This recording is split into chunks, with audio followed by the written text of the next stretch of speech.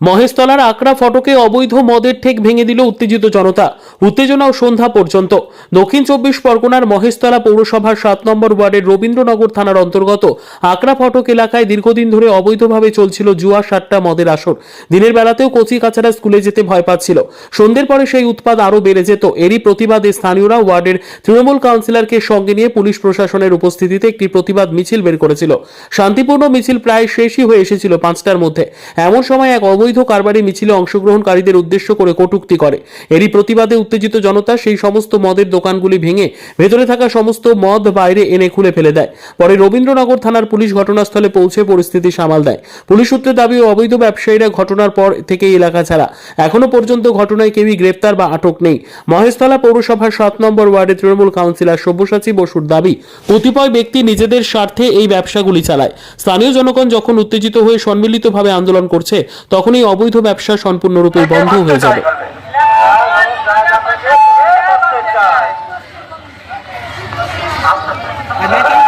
নেশার বিরুদ্ধে আমাদের আন্দোলন চলছে, বার্তা যারা দালালি করছে তারা হুঁশিয়ার।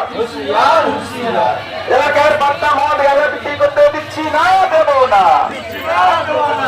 এলাকার মদ বার্তা গাঁজা বিক্রি তারা হুঁশিয়ার। সেই নেশার প্রবণতাকে সুযোগ লাগিয়ে কিছু কতিপয় ব্যবসায়ী যারা প্রচুর মুনাফার স্বার্থে 5 টাকা লাগিয়ে 500 টাকা রোজগার, এই যাদের লক্ষ্য, সেই লক্ষ্য পূরণ করার উদ্দেশ্যে তারা 2 নম্বরই ব্যবসা করছে। এদের পেছনে মদত প্রশাসনেরও নেই, কারোরই নেই। এরা কিন্তু যেহেতু রিমোট এরিয়া, সেহেতু এরা প্রতিদিন এই গরিব মানুষগুলোর, অশিক্ষিত নিরক্ষর মানুষগুলোর অসহায়তার সুযোগ নিয়ে এরা ব্যবসাটা করে চলেছে। এই অঞ্চলে, যে অঞ্চলে ব্যবসাটা হচ্ছে আপনারা দেখেছেন, একেবারেই রিমোট এরিয়া। এটা বন্ধ হবে কিভাবে? বন্ধ এই তো আমরা সবাই যখন মানুষ যখন নেমেছে, কারণ আজকের দিনে যে এলাকা থেকে আন্দোলনটা শুরু হয়েছে সেই এলাকাতেই কিন্তু ব্যবসায়ীরা বসবাস করে। কাজেই সেখানকার মানুষ যখন জাগ্রত হয়েছে, সমাজ যখন এগিয়ে এসছে, সম্মিলিত আন্দোলন আশা করছি এই ধরনের যে 2 নম্বরই ব্যবসা, সেই ব্যবসার একেবারে বীজ থেকে এখানে নির্মূল হবে। এরা কারা যারা করছে? এরা 2-4 জন এখানে ব্যবসায়ী আছে যারা এই এলাকাতেই বসবাস করে।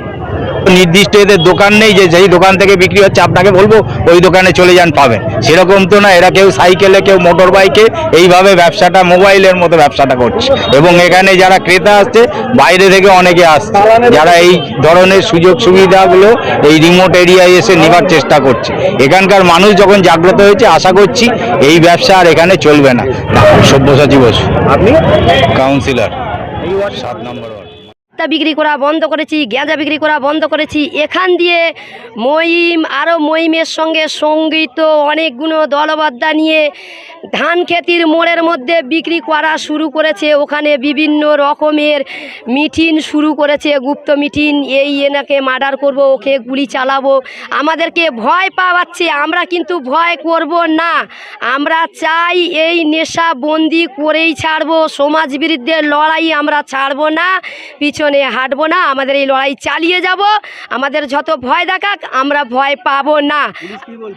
পুলিশ আমাদের সঙ্গে আছে। বড়বাবু বলতে চাইছে, আমি ব্যাপক প্রাণ দিয়ে তোমাদের সঙ্গে আছি। আমাদের রোগবিদ্যা কাউন্সিলর উনি বললেন আমিও তোমার সঙ্গে আছি। আমাদের মোস্তফা ভাই ও এলি টাইম আমাদের সঙ্গে আছে। কোনো ক্ষেত্রে কোনো মহিলা, কোনো পুরুষ মানুষ, কোনো রাত বিরুদ্ধে ওই দাদার কাছে যখন পৌঁছায়, মোস্তফা কিন্তু ঘুম অবস্থায় উঠেও তার পাশে দাঁড়ায় না। আমাদের আজকের যে মিছিলটা হচ্ছে, এই মিছিলটা সিরিফ নেশাবন্দির জন্য মিছিলটা হচ্ছে।